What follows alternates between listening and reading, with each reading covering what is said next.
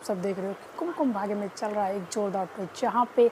शिवांश का दिल जीतने वाली है एक बार और फिर से प्रार्थना। होता कुछ ऐसा है कि जब शिवांश प्रार्थना के कहने पर प्रांत के प्रार्थना को आधे पैसे देने के लिए तैयार हो जाता है और वो बोल देता है, जब उसे चेक देता है कि मैं चाहता हूँ कि तुम इस घर से निकल जाओ और मैं तुम्हें ये चेक देता हूँ जिसे तुम 1 हफ्ते बाद अपने बैंक में विड्रॉ कर सकती हो। वहीं पे प्रार्थना साफ इनकार कर देती है कि मैं इस चेक को लेकर इस घर से तुम्हें छोड़कर नहीं जाऊँगी। जब अगर तुम्हें चाहते हो कि मैं इस घर से जल्दी जाऊँ तो आपको मुझे आधे पैसे देने पड़ेंगे अपनी प्रॉपर्टी के। वहीं पर इन सब चीज़ों को देखते हुए अब शिवांश अपने मैनेजर को बुलाता है और बोल देता है उसे कि मुझे ये प्रॉपर्टी बेचनी है, इसके लिए मुझे आधे पैसे चाहिए जल्द से जल्द, क्योंकि मुझे प्रार्थना को देना है। और जब ये बात सुनती है प्रार्थना कि शिवांश अपने मैनेजर के साथ ये सब बातें कर रहा है, वो अपना प्लॉट सेल करना चाहता है, तो उसे बहुत ज़्यादा गुस्सा आता है और वो अब जाती है शिवांश के पास और जाकर शिवांश से बातें करती है और बोल देती है कि आपको अपना प्लॉट या फिर कुछ भी बेचने की ज़रूरत नहीं है। अगर आप चाहते हो कि मैं इस घर को छोड़कर यहीं से हमेशा के लिए चली जाऊँ तो मैं ऐसे ही चली जाऊँगी, मुझे बिल्कुल पैसे नहीं चाहिए।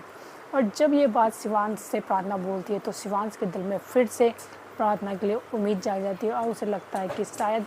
मेरी प्रार्थना ही प्रार्थना है। और मुझे लगता है कि शायद जो प्रार्थना पहले मुझसे बोल रही थी कि मुझे पैसे चाहिए, वो सिर्फ़ और सिर्फ झूठ बोल रही थी। तो उसे कहीं ना कहीं फिर से उसके दिल में प्रार्थना के लिए प्यार आ जाता है और वो फिर से अब प्रार्थना को रोकने वाला और बोलने वाला है कि मैं तुम्हें इस घर से कहीं नहीं जाने दूंगा। तो क्या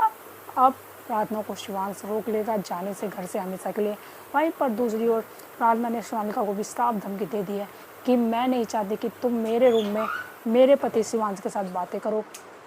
क्योंकि मैं नहीं चाहती कि मैं मेरे पति के बीच में कोई तीसरा इंसान आए। और जब ये बात सोनालिका को पता चलती है तो सोनालिका बहुत ज़्यादा गुस्सा करती है और प्रार्थना सोनालिका को धमकी दे देती है कि अगर तुम फिर दोबारा मेरे कमरे में आई और मेरे पति शिवांश से बात करने की कोशिश की तो तुम मेरा वो रूप ले जो तुमने आज तक नहीं दिया।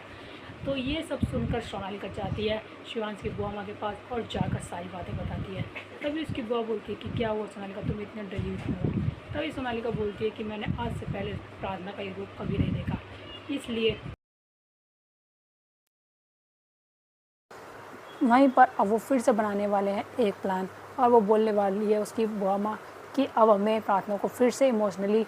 टॉर्चर करना पड़ेगा, क्योंकि वो इमोशनली टॉर्चर करके जैसे जा सकती है वैसे नहीं चाहिए।